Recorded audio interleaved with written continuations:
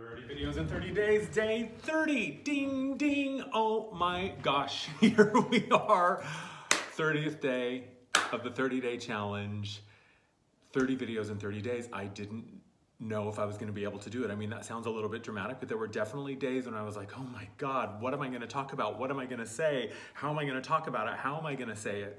So thank you so much for taking this journey with me. Thank you for being a part of it and offering up such insightful, beautiful, wonderful questions, sharing your amazing, vulnerable, raw, and real stories with me. It has been such an amazing journey. I've learned so much about you. I've learned so much about myself, and it's been amazing. And today's question was one that, again, I got from so many of you, and I think that it really is a topic that is so important to open up and have a dialogue around, especially in the midst of and in the context of a spiritual awakening and a spiritual journey, and it's all about the ego. There are so many perspectives on this and so many theories and ideas and concepts, and I'm going to share with you what I know to be true. I'm going to share with you my perspectives and my opinions, and I think the irony of this is that it all comes from the ego.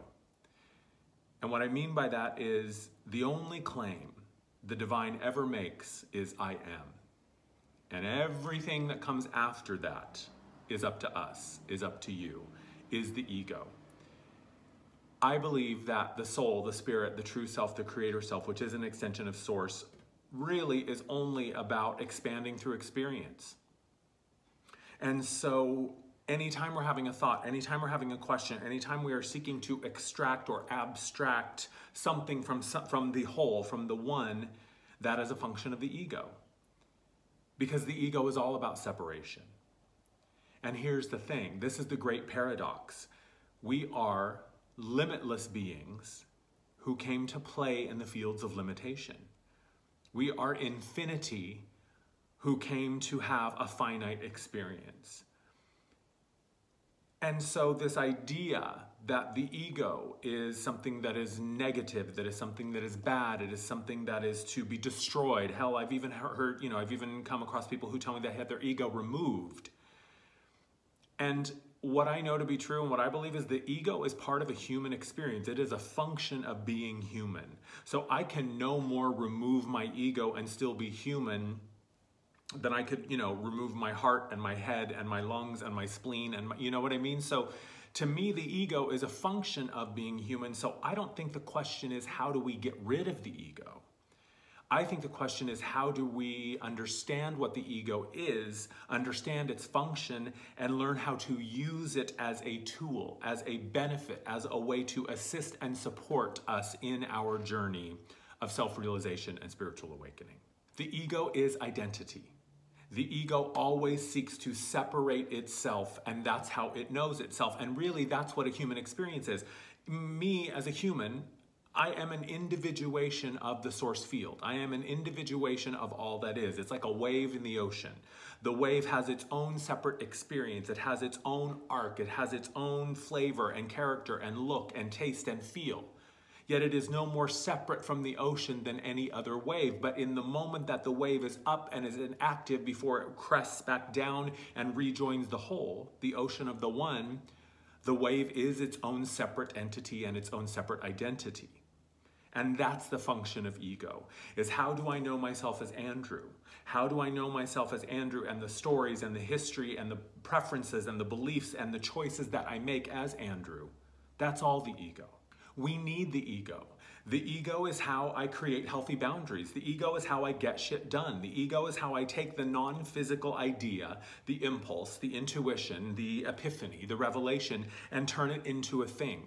The ego is what gets me up in the morning and says, okay, brush your teeth, wash your face, eat this food, do this workout, wear these clothes, go do this thing.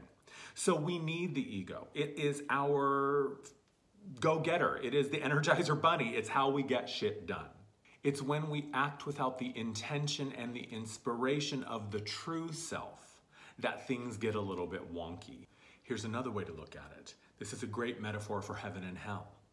Heaven is the will of the higher self, the true self, the creator self. And hell is the will of the lower self, the false self, which is the ego mind. So if I'm not really clear on which intention I'm trying to live out or bring into form, let me ask, does this choice, does this decision, does this thought feel like heaven or hell? Does it feel like separation and division, or does it feel like union and remerging? So I think if we begin to look at it from this perspective, it helps to sort of bring things into context. Like, we talk about money all the time, and there's a lot of people believe in spiritual circles that money is a bad thing, or that materialism is a horrible thing, or that it's something that should be avoided. And I would disagree. I would say money and materialism for the sake of money and materialism certainly can create some sort of, lopsided and not so clear intentions and agendas and beliefs. However, if I choose to seek money as an exchange for the work that I do, if I say to myself, yeah, I love having shoes, so I have 20 pair of shoes, but I am not defined by my shoes, and if I had to pack a bag and, bolt out of my life tomorrow and it could only take with me what I could carry on my back, then I had to choose one pair of shoes, I'd be fine, right? So the ego is what identifies itself through the separation. The ego says, I am the money, I am the shoes, I am my body, I am my clothes. The ego identifies with the material and does not see itself beyond that. The ego is the part of us that chooses to compare and sees itself in comparison to another. And this is where we get into the idea of sort of spiritual ego, right? The part of us that says, well, because I don't eat meat and you do, therefore I am more awakened. Or because I have this many crystals and you don't, therefore I am more spiritual. Or the ego that says, because you didn't meditate today, because you didn't journal today, because you had a piece, a piece of steak or some ice cream or some potato chips, or because you had a thought or a moment of being angry or judgmental, that you are bad and somehow not spiritual. This is all the ego. This is all the ego. Anything that makes me feel separate for another, anything that punishes me or chastises me and condemns me and says that I am less than because I am not this or because I did that, that is the ego. The only claim the divine ever makes is I am. And everything else after that is a function of ego. I am. I am Andrew. Well, yes, I am Andrew for the lifespan of Andrew, but there is an end point to Andrew. There's another way to look at this. When something is true, it is always true. So there's capital T truth, which is the divine truth, I am. And there's little t truth, which is the finite truth, I am Andrew. Well, I'm Andrew for the moment. I'm Andrew for the duration of the story of Andrew, but I am Andrew is not a true statement in the sense that it is an eternal truth. So anything that I believe that separates me from the other or from the whole is the ego. So what that tells us is that the ego can be a good thing, and without the ego, I would just be sitting, not taking any action, not thinking anything, not doing anything. So this idea to transcend the ego, this idea to divorce ourselves from identity, this idea and concept to relieve ourselves of desire, these are all noble concepts. And in theory, my belief and my opinion is that the idea, these are things that we try to achieve. These are things to aspire to say, well, let me get rid of as much of my attachments as I can. Let me get rid of as much of my desire as I can. Let me explore and examine my relationship with my physical reality and really get clear on, why do I want this? Why do I identify with this? What does this do for my self-esteem and how I identify myself? And if I choose to believe that because I do this means I'm better than you, that says a lot more about me. That says everything about me and really nothing about you. So ego is something that I believe we came here to understand. We came here to sort of tame the ego. We came here to become friends with the ego. We came here to become an ally with the ego. And ultimately, we came here to remember that we live in service of this, the true self, and the ego is our assistant. Our ego is what we need when we say, okay, I've got the idea, I've got the inspiration, I've got the clarity and the intuition and the intention from my true self. My soul is speaking through me and saying, hey, find a way to go out and be of service. Find a way to go out and help and heal and assist and guide and lead and show and share. And the ego then says, okay, well, how are we going to do that? Well, we're going to call ourselves an energy intuitive, and we're going to call ourselves Andrew Martin Energy, and we're going to build a website, and we're going to charge this much, and we're going to go do that. So the ego can be beneficial. The ego can be benevolent, because what we must understand is the ego, in order to be balanced with the ego, we must remember the key is to let the ego live in service of the self, not the other way around. And so when I find myself, maybe my ego has elbowed me out of the driver's seat and suddenly I'm off chasing something and I go, wait a minute, whoa, is that me?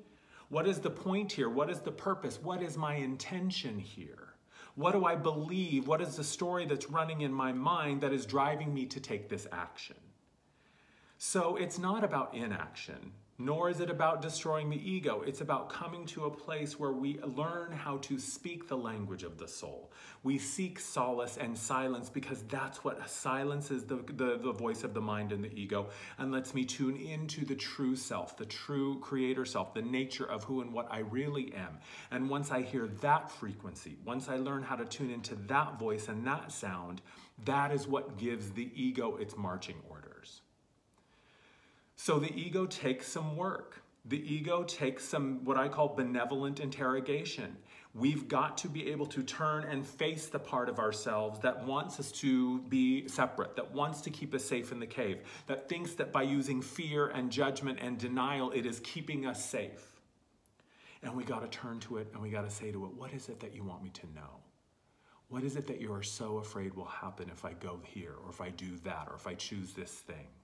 And then once we understand the story that the ego is running, once we understand the narrative that the ego is telling, then we begin to recognize it. And once I recognize it, now I no longer fear it. And once I no longer fear it, it no longer controls me. And now when I am triggered, and now when I feel that anger or that judgment or me just wanting to rip someone's face off, I turn and I face it and I say, no, no, not today.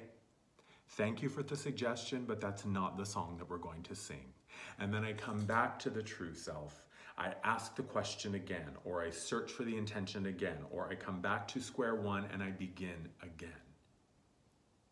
So when you are not clear on whether it's the ego or the true self, just remember, the only claim the divine ever makes is I am.